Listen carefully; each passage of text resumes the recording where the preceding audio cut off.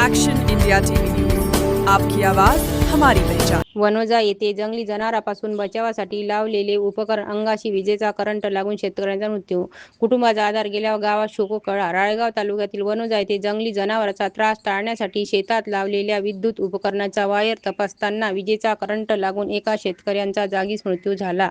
ही दुर्दैवी घटना दिनांक 17 ऑगस्ट रोजी घडली। मधुकर बापूराव भालेराव, वय 48 वर्ष, राहणार वनोजा, गेल्या काही दिवसापासून शेतातील पिकाची जंगली जनावरांकडून नासधूस होत होती। त्यामुळे जनावरे शेतात येऊ नये म्हणून मधुकर यांनी शेतात आवाज करणारे विद्युत उपकरण लावले होते। काल ते उपकरण सुरू झाले नसल्याने वायरमध्ये बिघाड झाला आहे का हे पाहण्यासाठी मधुकर शेतात गेले होते। तपासणी करत असताना त्यांना विजेचा शॉक लागल्याने त्यांचा जागीच मृत्यू झाला। सदर घटनेची राळेगाव पोलीस यांना मिळताच तातडीने घटनास्थळी पोहोचून पंचनामा करून मृतदेह उत्तरीय तपासणीसाठी ग्रामीण रुग्णालय राळेगाव येथे पाठविला।